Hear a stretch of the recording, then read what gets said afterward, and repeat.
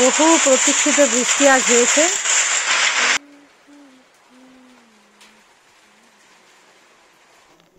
Good morning বন্ধুরা, তোমার সকল স্বাগত আরতি ডেইলি ব্লগে। এসে গেছে একটা নতুন ব্লগ নিয়ে। তো চলো, আমি এখানে সকাল সকাল পুজো সেরে নিচ্ছি। এখন বাজে সকাল 8টা। ঠাকুরমশাইয়ের আসার কথা আছে 8:30 থেকে 9টার মধ্যে। আজকে হবে চণ্ডী পুজো বাড়িতে। তো ওই জন্য আমি তাড়াতাড়ি ঘরের পুজোটা সেরে নিচ্ছি। আমি সকাল সকাল স্নান টান করে চলে এসেছি। আর ঘরের পুজোটা হয়ে গেলে আমার একটা বড় কাজ হবে, তারপর আমি চণ্ডী পুজো 7টা করে নিতে পারবো। তো চলো, ওইদিকে সিংহাসনের পুজোটা হয়ে গেছে, আর এদিকে সিংহাসনগুলো ঠাকুরকে একটু জল দিয়ে দিই, ফুল দিয়ে দিই, তাহলে হয়ে যাবে। তো একটু তাড়াহুড়ো করে আজকে করছি, কেননা চণ্ডী পুজোর মতো বড় একটা স্বাদ আছে, সেটা তো করতেই হবে। আর ঠাকুরমশাই এসে তখন আবার মানে ঠাকুরমশাই খাওয়া দাওয়াও করেন তো আজকে, তো চণ্ডী পুজোর দিন, সেই জন্য একটু বেশি তাড়া আছে। মানে চারিদিকে একা হাতে সব কিছু বুঝতেই পারছো। সকালবেলার যা টুকটাক কাজ থাকে সে তো হলো, ঘরের পুজোও হলো, এরপরে চণ্ডী পুজো স্বাদ করবো, আবার এদিকে রান্নাটাও না হয় বসাতে হবে। নানান দিকে মনটা ছটফট করছে আর কি। আর সেই মন ছটফটানি নিয়ে আমি এদিকে পুজোর স্বাদ করছি। তো চলো, এটা হয়ে গেলে আমি আগে চণ্ডী পুজোর স্বাদ কিছুটা এগিয়ে নেব। তো চলো, এদিকে মোটামুটি সব স্বাদ হয়ে গেছে। এদিকে রান্নাঘরে আমার ভাতও বসানো হয়ে গেছে, 2-1টা রান্নাও আমি করে নিয়েছি, ভাজাভুজি। আর এদিকে ঠাকুরমশাই চলে এসেছেন, সমস্ত কিছু আলপনা দিয়ে জায়গাটা পরিষ্কার করে আমি রেডি করে নিয়েছি। ঠাকুরমশাইয়ের যেটুকু কাজ আছে এবার সেগুলো সব করবেন। আর দেখো কত পদ্ম ফুল আমাদের এখানে নদীতে হয়েছে। তো চলো, পুজোটা চটপট দিয়ে নিই এখানে। এখন পুজো কমপ্লিট হয়ে গেছে, আর সব কিছু পরিষ্কার করে নিয়ে 4-5টা গুছিয়ে এই যে বাসন টাসন তুলে রেখে দিলাম। আর প্রসাদটা যা ছিল আমি ভিডিও করে দিয়েছি বাইরে। তো চলো, এবার যাবো রান্নাঘরে। ঠাকুরমশাইয়ের অন্য মন্দিরে পুজো আছে বলে আজকে খাওয়া দাওয়া করছেন না। এখন ঠাকুরমশাই তো খাওয়া দাওয়া করবেন, তাই তাড়াহুড়ো করছিলাম। তো আর ঠাকুরমশাই বললেন যে খাওয়া হবে না, তো আমি ওদিকটা স্টপ করে দিয়েছি। এদিকে এসে পুজো টুজো করলাম, প্রসাদ বেরিয়ে করলাম, এরপরে যাবো রান্নাঘরে, দেখে আসি কি রান্না করা যায়। রান্নাগুলো দেখা হয়ে গেছে। এখানে আছে ভেন্ডি সেদ্ধ, কাঁচকলা ভাজা, পটল আর কি টুকা খেয়েছিস, পটল আর বেগুন ভাজা।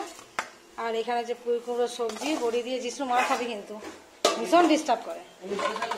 আর এখানে আছে তোমার পটল আলু বেগুন সয়াবিন দিয়ে সবজি। কি খাই, মিষ্টি খা। আর কি হয়েছে, পাঁপড় ভাজা, এই যে গুণধর পাঁপড় ভেজে দিয়েছে, এখানে রাখা আছে। নিরামিষ হলে পাঁপড় ভাজাটা চাই, পাঁপড় ভাজাটা ভালোই হলো। এখানে গরম হাঁড়িটা রেখে দিলে বেশ কুড়কুড়ে থাকবে। আর এখানে হচ্ছে কর্তার জন্য অল্প করে নিম ভাজা, নিম বেগুন। তো চলো, এই হচ্ছে আজকে রান্না। একটুখানি বসবো, ফ্যানের হাওয়ায় ভীষণ ঘেমে গেছি, আর গলাটাও বেরোচ্ছে না, আমার শরীরটাও অস্বস্তি লাগছে। তো এবারে খাওয়া দাওয়া করবো, বাপি স্নান করছে, স্নান করে বেরো,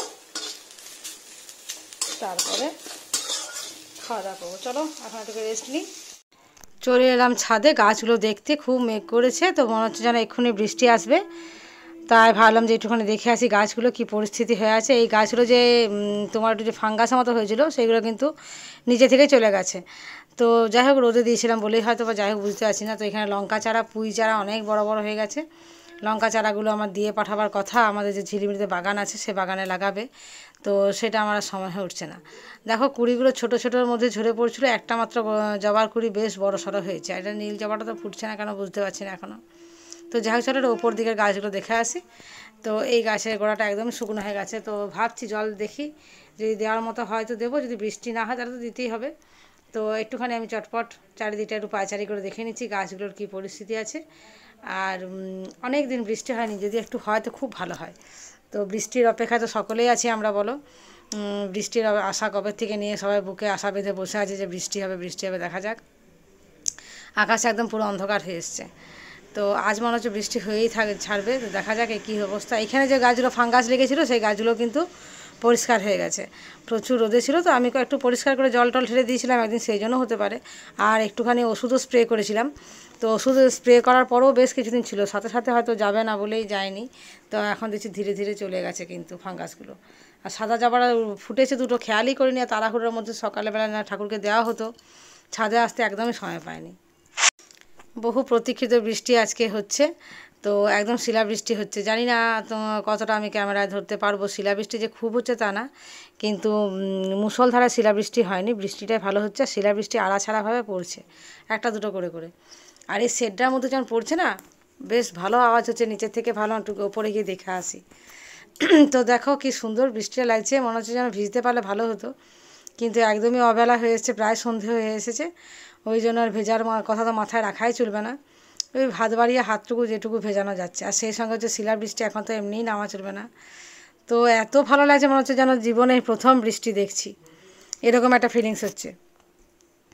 তো তোমাদের ওদিকে কার কার কোথায় কেমন বৃষ্টি হয়েছে অবশ্যই কিন্তু জানাবে কমেন্টে। আর আমাদের এদিকে প্রথম বৃষ্টি হলো, আর সেই সাথে কিন্তু একদম শিলাবৃষ্টি, প্রথম বৃষ্টিটা শিলাবৃষ্টি।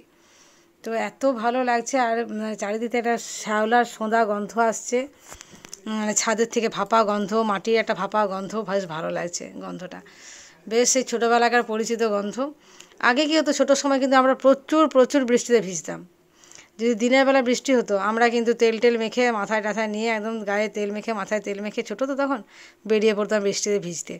যারা আমার ছোটোবেলাকার বন্ধু বা আমার দিদিরা যারা আমার ব্লগ দেখছো, তারা কিন্তু ঠিকই বুঝতে পারছো যে আমি কি বলতে চাইছি। তারা তো আমার সঙ্গেই ছিল ছোটোবেলাটা, তারা ঠিকই জানো যে সত্যি কী সুন্দর আমাদের ছোটোবেলাটা কেটেছে। বৃষ্টি পড়লে আমরা কিন্তু আর দাদা আমরা কিন্তু কেউই বাড়ি থাকতাম না। দাদা আমি তো খুব দুরন্ত ছিলাম, দুজনের মাস্ট বেরিয়ে পড়তাম একদম। ঠান্ডা ঠান্ডা বৃষ্টি পড়ছে, আর আবহাওয়াটা খুবই ঠান্ডা হয়েছে। আর এই মুহূর্তে একটু চা হবে না, তা তো হতে পারে না। তো আমি একদম লাল চা নিয়ে বসে পড়েছি, বেশ আরামসে বসে বসে খাবো আর বৃষ্টি দেখবো বলে। তো চলো এরপরে চাটা খেয়ে নিই, এবার কর্তা আসবে, ওকেও তখন চা দেবো। আর এদিকে কর্তা চলে এসেছে, ঝিলিমিলিতে কালী পুজো হয়েছে, তারই প্রসাদ এনেছে। প্রসাদের ভেতরে দেখো কাঁচা লঙ্কা, কাঁচা লঙ্কাটা আমি প্রসাদের মধ্যে খেয়ে নিচ্ছি। আর এত জোর ঝালটা লেগেছে না, মানে সে আমি বুঝতে পারছি কী অবস্থা আমার। তো যাই হোক, চলো ব্লগটা আজকে এখানে শেষ করি। যদি ভালো লেগে থাকে অবশ্যই একটু লাইক কমেন্ট শেয়ার করে দিবে, সাবস্ক্রাইব করতে একদম ভুলো না।